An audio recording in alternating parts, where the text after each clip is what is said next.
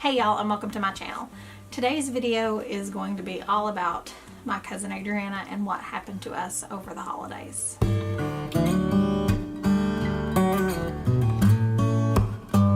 There was not a video posted Monday or Wednesday, and that is because my cousin was readmitted to the hospital this past week. She did get to go home this past Friday, so that's why there wasn't a video. And coming out of that, I felt like now would be a really good time to go ahead and give you all the story of our Christmas miracle. I am going to be looking a lot at my computer because I was the person that pretty much updated everybody all of the time. And since we are so far removed from when it first happened, this is a great way for me to get all of those little details in there. Okay, I've got my calendar pulled up, I've got all of my notes pulled up, and this ought to help me a lot. I know I've said it before, but I do want to say it again that my cousin 100% knows that I'm filming this video. She is 100% okay with it. I'm not telling someone's story that doesn't feel comfortable with me telling it. Just wanted to get that out there. I know I've said it before, but I wanted to go ahead and say it for this video just in case some of you all hadn't watched my previous video. I want to give you kind of a backstory as to who Adriana is to me, so this makes a little more sense. She is my first cousin. My mom has a sister, and Adriana is her daughter, and we grew up together. I have no siblings, so Adriana and Spencer, brother and sister, are basically my siblings.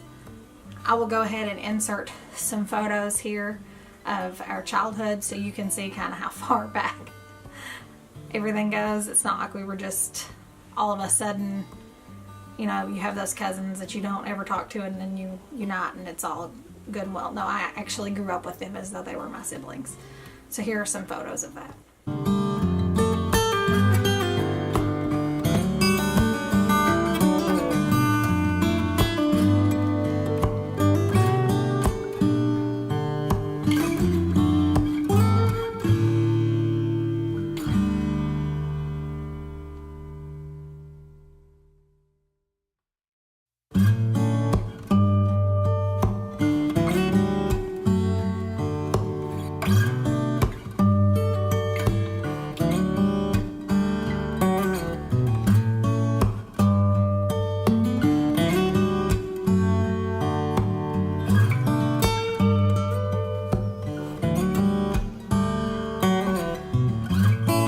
Adriana used to brush my mom's stomach when my mom was pregnant with me, and she would say, "I'm just brushing the baby's hair."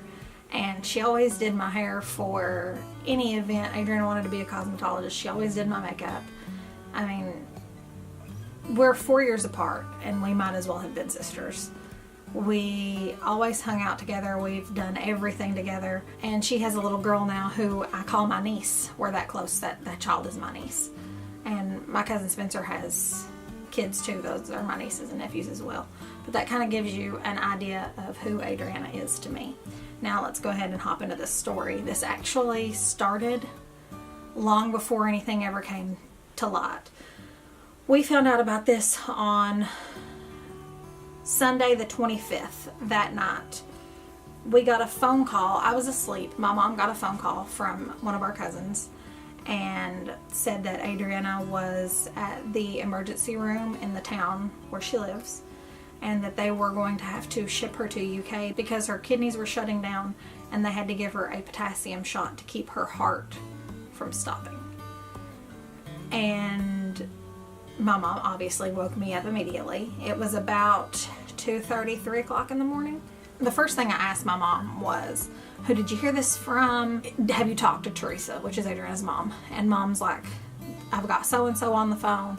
I'm like, "Well, maybe it's not that bad. I know how it's like to play phone tag. Maybe it's not as bad as that. Maybe she's fine. Like maybe it's just precautionary." Or I was trying to come up with every excuse in the world as to why it wouldn't be what we were told. But I came back in here and tried to lay down and go to sleep, and just an overwhelming fear came over me about it, and I got back up out of bed and I went into my mom and I'm like, "Have you talked to Teresa yet? You know, have you spoken to anyone?" And mom's like, "No, still the same." And The next day, I finally fell back asleep. The following morning, my husband had to go to work. He was still working for a framing crew at this time, and he had come home on lunch. And they were already at UK with Adriana, and me, my mom, and my nana were gonna go. And my husband was like, I'm gonna drive you all, I'm gonna take you all down there. So he called his boss and was like, listen, I'm not gonna be back after lunch. This is what's happened. And we drove down there immediately. We got to the hospital about 3 o'clock. When we got up to the floor, it was just my Aunt Teresa there and Adriana, obviously. And we actually met my family's pastor and his wife in the elevator on the way up. They were coming to see her. And when we got up there, they let us all back there to her. And she was completely disoriented. I normally can hold it together pretty well, but when I got back there, I got to the edge of her bed, pretty much lost it, and had to walk back to her mom. And I was like, oh, I did not expect to cry. Like, she was asking for everybody. She asked where mom was, where Nana was, where her mom was, where Spencer was, which is her brother, where my husband was, where I was, where Preacher David was. Like, she was asking for everyone. And we were all there. There were a ton of people in the room. There was a team of people in that room. And one of the doctors came in and said that they were going to have to put her on the vent so that her body would stop fighting and that her body would just kind of settle out and let it fight whatever was happening. And my husband and I have worked in the hospital before, and based on the information we had been given already, my husband and I thought she had gone septic, but I definitely wasn't going to say that to her mother. I'm not a doctor, I'm not a nurse, so I wasn't just going to assume and then, you know, say something and scare people to death. But they said that based on what they saw on the CAT scan, they needed to vent her, put her on 24-hour kidney dialysis, because if they did the regular dialysis, which is like 4 hours, it can bottom out your blood pressure, and her blood pressure was already so low that it would have killed her. So they put her on 24-hour kidney dialysis. We did get to see her we literally got there in time, right before they put her on the vent. So I did get to talk to her. Retelling the story is taking my breath. They still hadn't told her mom really what was happening. I did ask one of the nurses while we were all in there. I asked her quietly. I said, be honest, has she gone septic? And the lady was like, yes, but we don't know how bad. And I just assumed they had already told Teresa this. They had not. But I didn't tell her when we got back out into the lobby either. So I didn't want to cause, you know, any more panic or freak her out anymore. But they put her on kidney dialysis.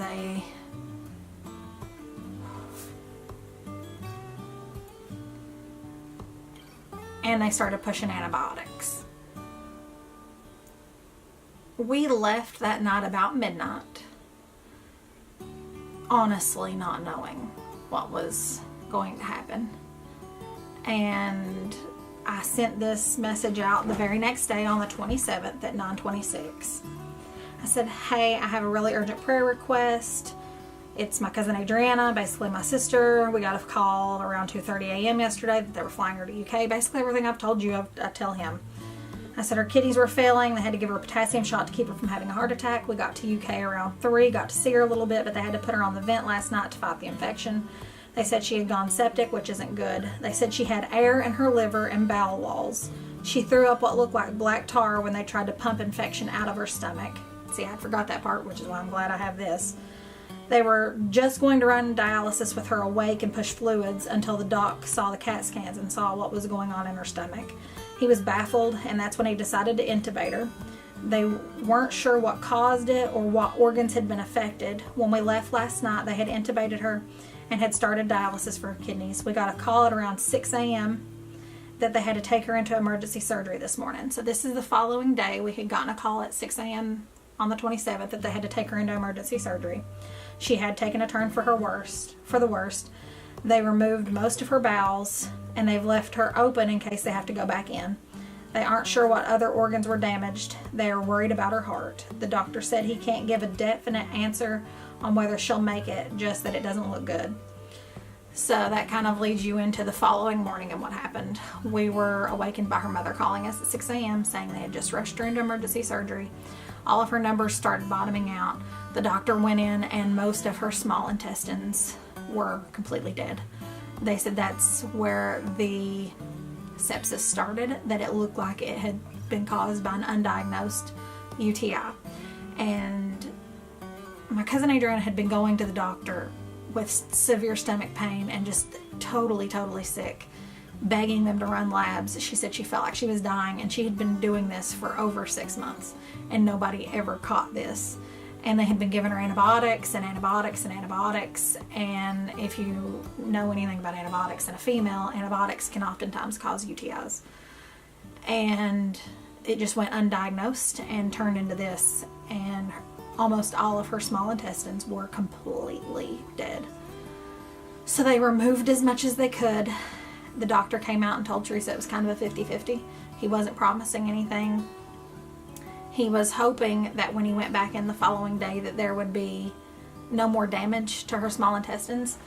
He took out just enough to where she didn't have to have a colostomy bag or be on a feeding tube or anything, but he said if he went back in the following day and anything else was dead, he didn't have a very big window to work with. I believe he said there's like 7 feet of small intestines and 5 feet of hers was gone, just completely dead. And that's where we were at 9:26 a.m. that day. This is what I got. This is an update that we got at 1:07. When they went in, they took out most of her small intestines, and the doctor thinks they got the source of what was making her sick and making her kidneys fail.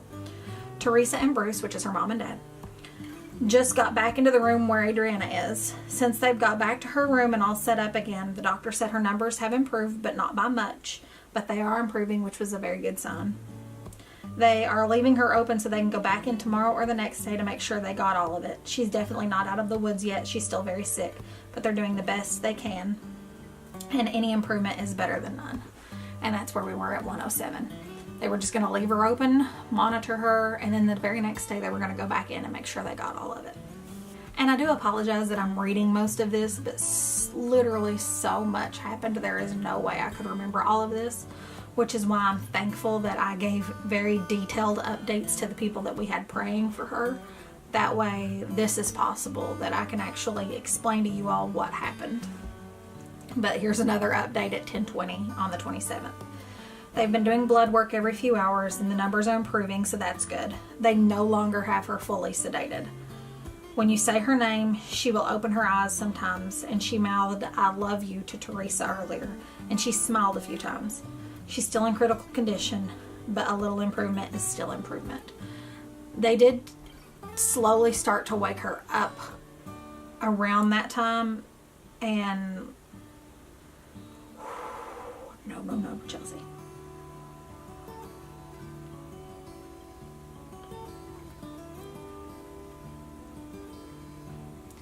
So at 10:20, they had already slowly started to wake her up. And she gives a testimony about when they woke her up, that when I go down and see her, I'm going to have her give, and I will upload that for you guys. But yeah. Okay, moving right along. This is the following day on the 28th. So this is Wednesday at 2:33. It says, small update. She was scheduled for surgery at 11 this morning, but they had to do a CAT scan of her stomach first to make sure there was no clotting before they went back in. When they got her back up to the surgical floor, the surge floor had actually taken her off of the OR schedule. And that really upset her doctor, because they had to take her off of dialysis to get the CAT scan and prep her for surgery, and he didn't want her off of dialysis for a long period of time. So they're going to get her back into surgery as soon as they can. They're going to go back in to see if there's any more dead tissue, remove it if there is, and the doctor said he's going to close her up today. Teresa did say that the doctor did sound more hopeful this day than he had the day before, which was kind of like, you know, you've got a 50-50 shot. Today he sounded more hopeful because her numbers looked better. And then at 3:33, so an hour later, I said, praise report, she just got out of surgery. Everything looked good. They didn't have to take any more out. They sewed her back up and she'll go back to ICU and try to take her off of her breathing tube fully. But she did well in surgery. Now we are on the next day, which is the 29th. And this is the report I sent at 12:33. I just got off the phone with Teresa about 20 minutes ago. Adriana's numbers are still improving. They aren't taking her off the breathing tube yet. They want to wait until she's more alert and can take a deep breath on her own. It's just a precautionary measure. She's off her blood pressure medicine now because it's staying stable. They may have to put her on a feeding tube to get nutrition to her because her intestines need to heal. And they did end up doing that. They did put an NG tube in, which is basically a feeding tube in your nose. And that was what was giving her nutrition while her intestines healed.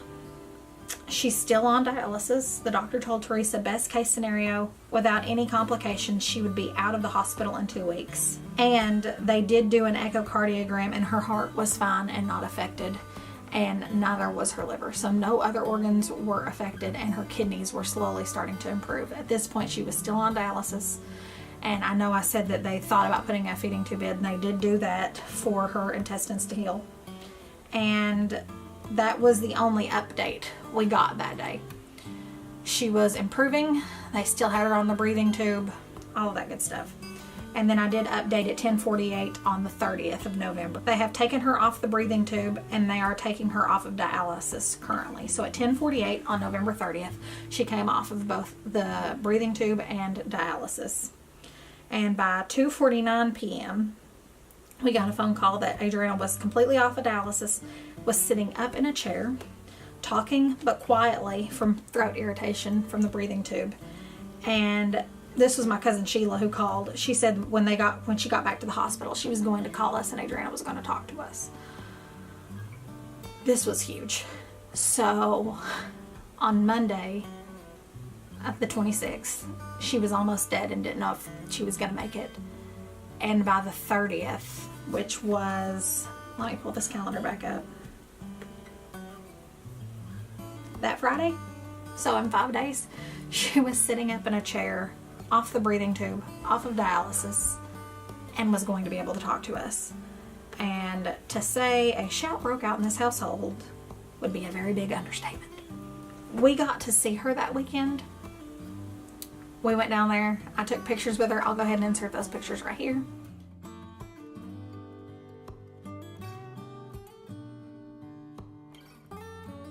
And that is when she gave her testimony. And just to see her, she doesn't even remember all of us being there before they vented her. She doesn't remember Thanksgiving Day. She remembers none of it. She was so disoriented. The infection was spreading so quickly. And her body was basically going into septic shock. She doesn't remember any of it. And the best way I can describe what she looked like when we got to the hospital was from Willy Wonka and the Chocolate Factory. And that's where, I can't remember the girl's name, but she eats that blueberry thing and she starts to fill up with the juice and they have to roll her out. That's what Adriana looked like when we got there. She looked like she was full of juice. Like her skin was just, looked like it was going to be oozing at any moment. And to see her when we got to the hospital on Friday, she had already flushed so much of that out. And to know that they got this close in her intestines to her needing a colostomy bag and being on a feeding tube and having poor quality of life and not a very long life after that, was just absolutely shocked. I'm just speechless, to be honest. And she wasn't out of the woods when we saw her, obviously, but she was doing so much better. And to be honest, the doctors didn't think she was going to make it through it. So for her to be up talking to us that Friday was just a miracle. And I don't have another update until the 15th of December. And that was when she had a setback. She actually contracted an infection in her stomach that's gone beyond what they originally thought. They did have her stapled from here all the way down to the bottom of her stomach. She was completely stapled. And the bottom part from below her belly button to her pelvic bone had actually contracted an infection. And that's when she kind of took a turn, and they said that the infection had spread. And on the 18th, it said Adriana had gained 10 pounds overnight. They were thinking it was her kidneys again. They're bringing in a kidney specialist, and they said they need to take her into surgery for the infection, but they can't do that until she's seen by the specialist. They think the multiple antibiotics she has been on is what caused the kidney issues again. And the floor she was on basically pushed her way too fast to heal. That's not a lie. And it's caused the opposite effect. She was taken off the feeding tube and forced to eat very quickly. They took her off of her stomach drain too fast, which contributed to her infection. And they've had to file a formal complaint about the staff for 2 days. They were ripping through Adriana's staples and inner stitches with her fully awake, trying to figure out the infection without taking her into the OR. Basically what happened was Adriana was complaining about her bottom staples when we were there on that Friday the 30th. And nobody was paying any attention to it. Wait, was it Friday the 30th? Correction, we went down December 7th, I believe. That's the date we went down to see her. We had given her a full week before we went down. But she was complaining on the 7th that her staples down there were kind of hurting. And the nurse came in and looked at it. I'm telling you right now, the floor she was on, the nurses she had were just rude. And the nurse assistants that they had were just rude. Everyone was very rude. And we are a very, compliant type of family. We're very nice to everyone. My husband and I both have worked in a hospital. We know what it's like. And my Aunt Teresa stayed with my cousin Adriana, and I can tell you right now, had she not, it probably would have been bad, because Teresa was taking her to and from the bathroom. They were getting no help with that. Adriana was needing someone quite frequently, and because they didn't want to push the call button, or when they did push the call button, they were met with very rude human beings, my Aunt Teresa basically just helped Adriana and never really had a nurse aide or a nurse help them, unless it was something Teresa physically could not do. And that's kind of what makes me the most infuriated, is I can understand if you've got a patient who's pushing their call out a lot and you're trying to do your rounds, and like I said, I've worked in the hospital. I know how it can be. I was a nurse aide, so I was doing a lot. I was doing bed baths, all of it. So when someone's constantly on their call out, it can be kind of annoying. But for one, it's still your job. Just gonna put that out there. But Adriana and Teresa weren't like that. Teresa was doing the bulk of everything Adriana needed. They were barely pushing the call out. So it wasn't like there was someone in there all of the time. So to be met with such attitude and ignorance was, let's just put it this way, I'm really glad I wasn't at that hospital. So when I'm talking about they were ripping through her stitches with her fully awake, there was a nurse that came in with, okay, I'm going to give you a warning right now. This is a little bit graphic. If things turn your stomach really quick, I will put a time on the screen where you can fast forward past this, because it is kind of disturbing. So I'm going to go ahead and put that up. Okay, now I'm going to tell a story. She came in with basically this big popsicle stick, the thing that they push your tongue down with at the doctor and all that good stuff. It was one of those. And Adriana is fully awake. And the lady basically,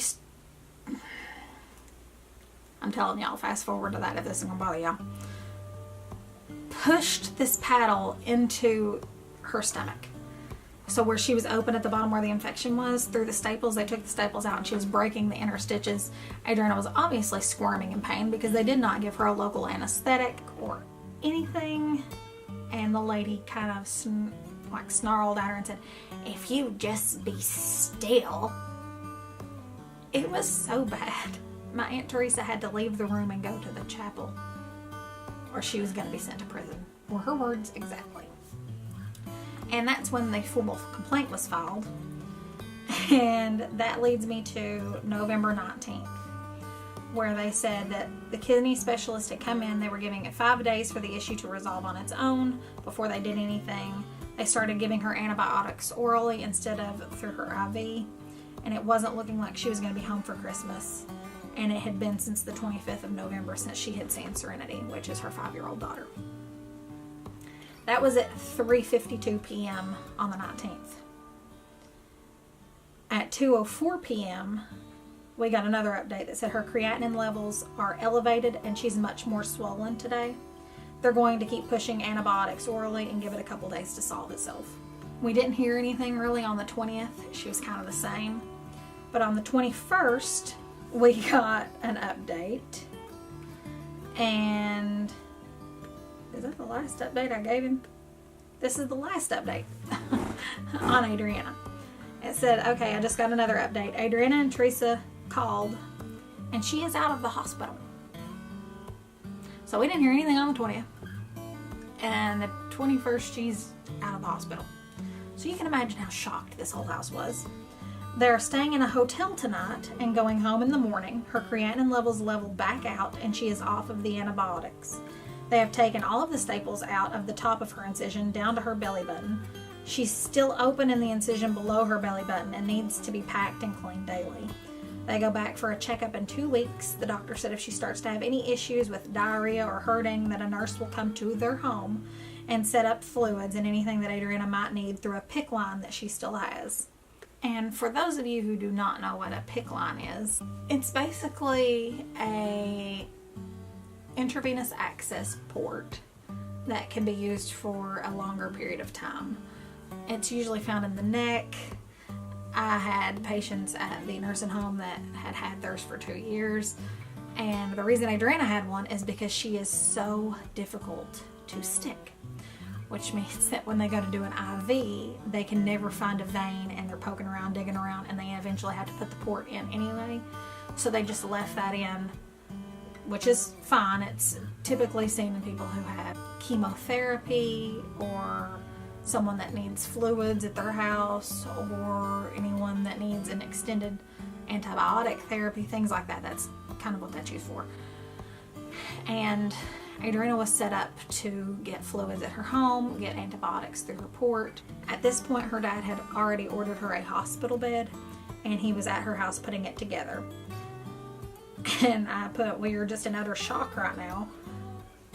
Like, we don't know how it went from one extreme to the other in 2 days.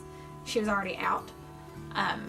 Honestly, we do think they pushed her out too quickly. Her case manager was trying to get her home so that her Christmas load could be lightened, and that is kind of why Adriana ended up back in the hospital. She was back in the hospital this week because she could keep literally nothing down. She was starting to swell, she was feeling sick, and she went right back to the hospital. In that moment, they didn't have beds at that hospital, so they had put her in Good Sam, I think. And she was there for a couple days, and she's home today. They still aren't sure why she was unable to keep anything down. To be honest, I think they were just trying to get her out. But that is the full story of what happened to Adriana. And it's still a process. She's still healing. She still can't walk upstairs. She's still having a really hard time keeping any food down. She is having a really, really rough time. And that's kind of where we're at. It's kind of like a stalemate situation right now. We are just praying for the best. She is our Christmas miracle. She did get to spend Christmas with her daughter. And it's just kind of a roller coaster right now. We're just taking it day by day, and that's pretty much what happened. And that's why I was kind of MIA for a while. I know this took me a minute to get this update out there. I'm sorry that most of it was read off to you, but like I said, there was so many details and so much happened. I'm sure that a lot happened that I didn't even put in these, that I didn't get to say or wish I had said when I look back at this, and if there is, I'll do like a part 2 kind of explaining in further detail, but I'm pretty sure I covered it all. What really kind of stinks is that Adriana had been having these issues for months preceding what happened to her. She begged doctors to run labs. She begged them. She told them she felt like she was dying, and she was. And nobody did anything. People just kind of pushed it off as her being dramatic, or you're always at the ER. Well, of course she was at the ER. She was dying. And what stinks about small intestine issues is they're so hard to detect. You actually have to run a specific blood test, specific tests for it. And I didn't even know that. One of our family members who had similar issues actually told us about that. Said that they're so difficult to detect, you actually have to be looking for it. And that's why nobody caught it. But at this point, when you've been to the same ER and the same doctor for over a 6-month period of time, probably even longer, did it not ever cross anybody's mind that, hey, it might be something like this, maybe we need to check that? No, because they just brushed it off. And I'm not being over dramatic when I say she almost died. It was a pure miracle from God that she is still with us. The doctors and the nurses in UK ICU will tell you that. And I do want to make mention that the floor she was on that was not so great was not ICU, because the ICU floor she was on was amazing. It was the floor they moved her to directly after this. Sucked pretty hard. So I just want to put that out there. Her surgical team, her doctors were amazing. The ICU staff was amazing. It was the other people that weren't so great that she ended with. And she did go back to her 2-week appointment, and she didn't even get to see her doctor. She saw a physician's assistant who had absolutely no idea what her case was. And don't get me wrong, I understand physician's assistants. I know that they're needed. I know that they're great. I'm not saying anything like that. I'm just saying with a case like this where someone almost died and she's 2 weeks out of the hospital, she probably should have seen her actual doctor who knew what had happened to her. But she didn't, and I digress.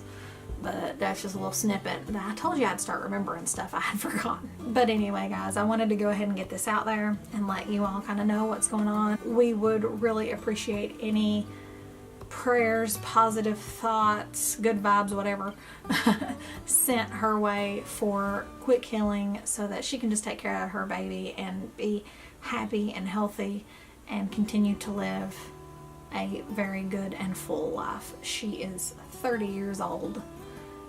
So we appreciate any thoughts and prayers that you all would send our way. If you all like this video, please give it a big thumbs up and don't forget to subscribe before you leave. It's free. I hope you all are having a beautifully blessed evening, morning, noon, night, no matter what time it is, wherever you are when you're watching this. I genuinely hope it's blessed. And I'll see you guys in the next one. Bye.